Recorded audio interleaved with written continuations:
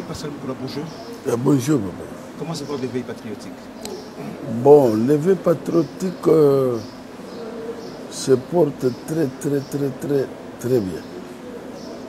Vous êtes à l'aise en tant que pasteur de l'église ACK, évêque de la communauté ACK ou bien président de l'éveil patriotique?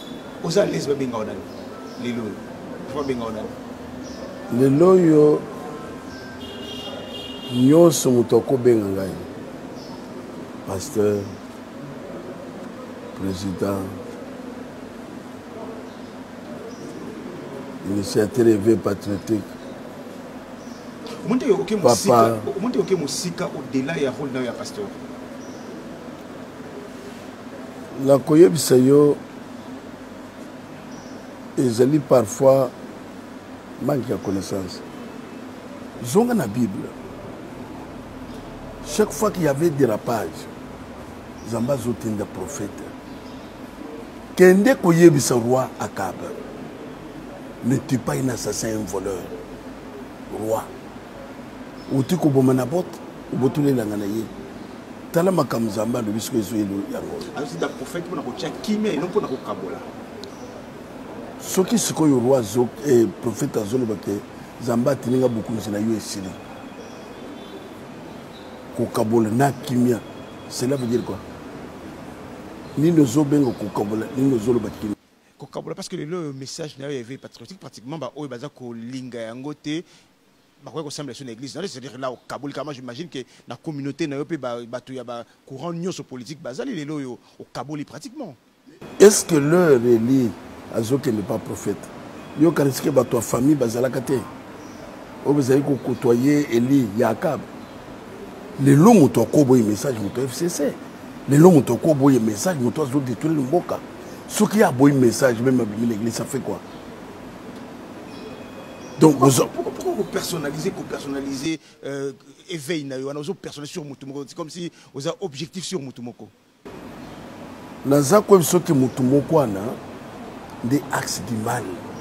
Mboko ce que zeli ke kufi, même bilo pas journaliste, même RTNC. Boza na courage à kolobese Kabila.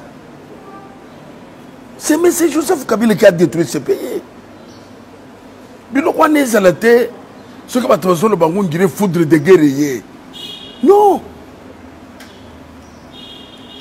Kabila a neutralisé le secteur News au commerce. Même pour Kamani Bakima. Kabila a neutralisé le secteur du trafic. Attends. Attaque au système. Pourquoi tu t'attaques pas au système? Tu t'attaques sur la personne. Naza comme ce que bon on a un système. Système c'est le chapeau. C'est lui qui contrôle tout.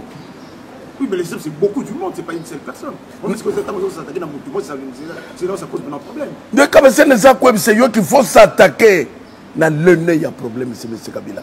Ce qui Kabila a beaucoup été, beaucoup ils ont démarré. Nous sommes à c'est lui qui trompe les gens. Il y a ça dans le Congo, la dame. Pam, pam, pam, pam, pam, pam. Aux gens ont beaucoup de cas. Les Camerounais, il y a beaucoup de ça, Bima Lobeli. Beaucoup de Angola. Le Cambodge Maboy. Le Cambodge. Ok, Moutra Ndengana.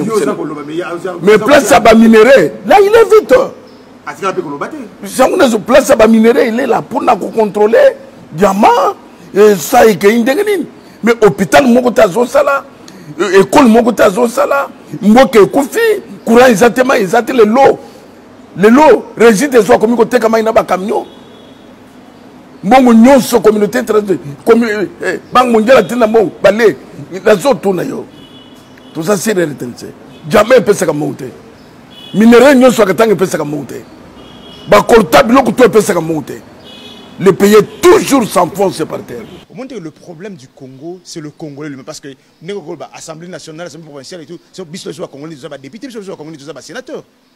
Alors c'est nous-mêmes le problème. Naza comme c'est yo qui ne quoi le système azana yango. De grâce que tout social yango de AZ. Parlement isaïe. Ce qu'a le bill lobeté va gousser les lobeté. C'est lui qui parle na munoko amabunde, c'est lui.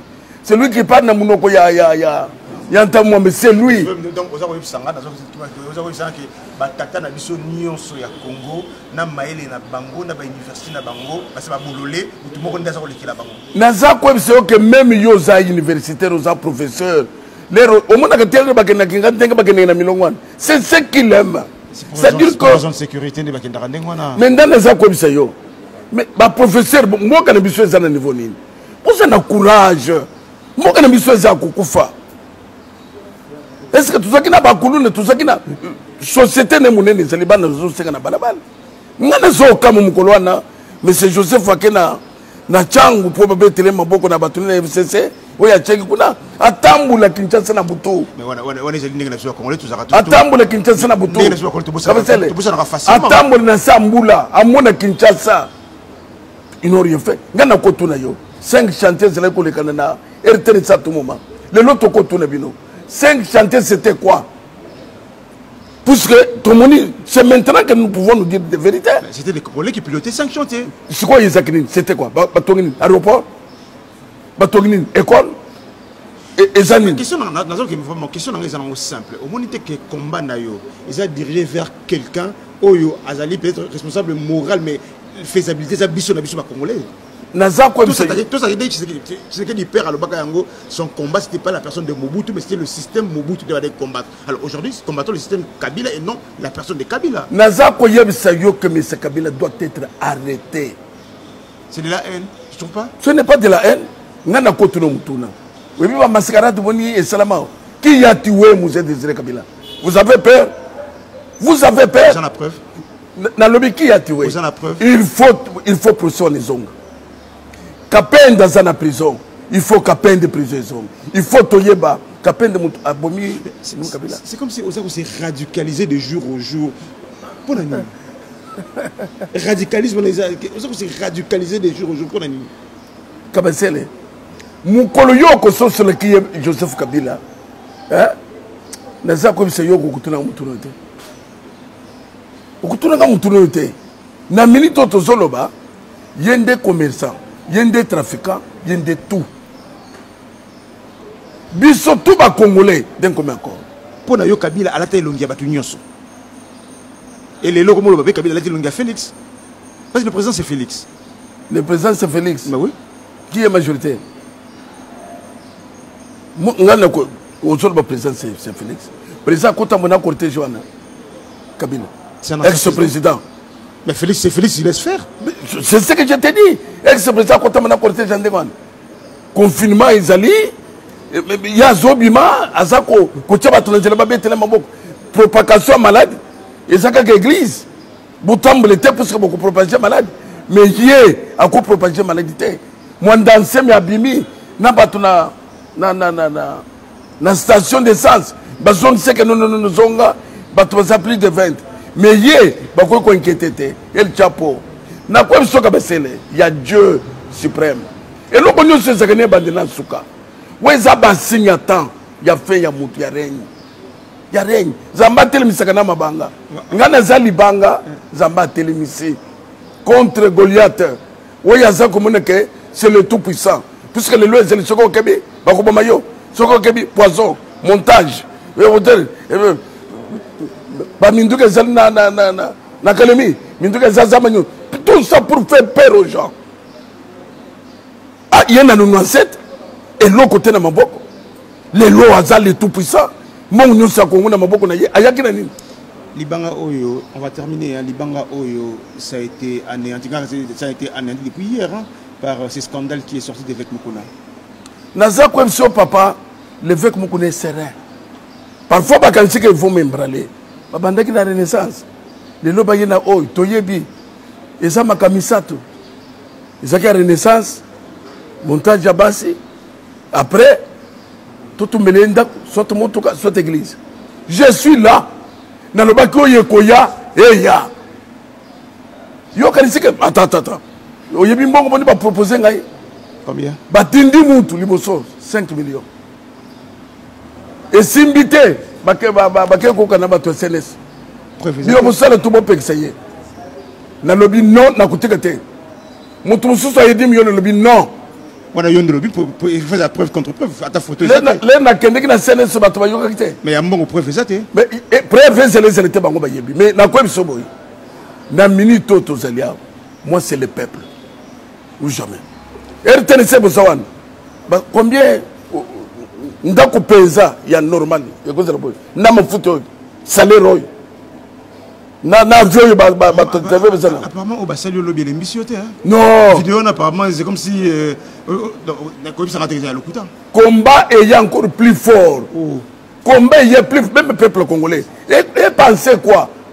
Peuple congolais, alors que, en tout cas, Botal Mouton, le lobby va boyer. D'après na boyer.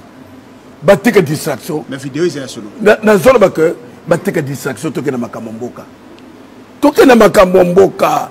Miba eza wapi, je kamine eza wapi, itekisa Afrika eza wapi, ateka kise akuta kise peya, se peya zela ki abezo sele bilamba, Congo sele que bilamba basi, bozala na courage, il y a message au boka tete, mais c'est Kabila yeba que en face de lui là, tout un peuple, si basi di biloko basela nous sommes bisewan, mais bayo qui réaction ya peuple congolais, c'est ça, et comme à un moment la voix du peuple. C'est la voix de Dieu. Dans la Bible, il y a un bruit qui annonce la pluie. Et bruit avec Moukouna. Bruit d'action. Bruit avec Moukouna. Dieu avec le peuple congolais. Bruit avec Moukouna. Naza comme ce peuple congolais. Bruit avec Moukouna. Toko comme un jour na kinga katina makolo. Bruit avec Moukouna avec sextape à la pluie. Toko comme kinga katina makolo. Tcha saswa kimaki simandako. Question, bruit avec Moukouna, avec ce qui s'appelle la pluie. Naza comme c'est Yoko, le bruit qui annonce la pluie. Le sexe avec Moukouna. Et ça déjà. Et ça nin. Et ça makamno sozomon. Est-ce que il y a kanisa que mutumoko kobi na Congo a tellement boy pour na quoi il sait.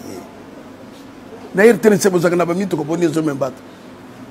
Tika papa, ça veut dire que cette histoire, le peuple congolais a lembi.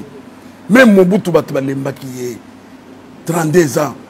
Kamata, 4 ans, il y a Mousé. Kamato, il y a Bango. C'est trop. Donc, ça conclut qu'avec Mouna Rotikate. Au contraire, Kamata est sans se moto. Au contraire, c'est-à-dire que Makambo est plus grave qu'avant. Sur le Guinée, il y a ce que. Même les autres, nous doit diriger Bisso pendant 18 ans. Famille Zaka Batimisat. Zoé, Jeannette, Naye.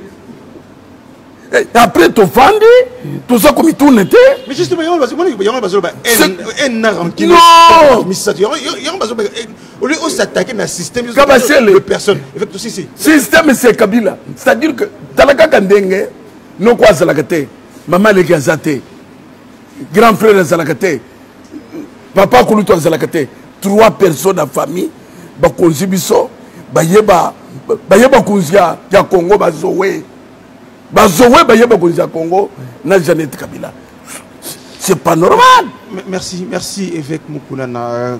10-15 minutes accordé. Bisson a notre rotika au Salamusa nayo, mais ce côté des réseaux sociaux, à partir de lobby na s'enflammer. Bato belé ba lobby évêque à reconnaître quand même ma belle vidéo et puis à continuer combat avec patriotique. Nazako bisa que yebisa mutwana que évêque à lobby teka distraction. Au monde il y a renaissance. Mbongo et Evariste Mouchaba yego la péséité. Ça veut dire que batika le biso distraction.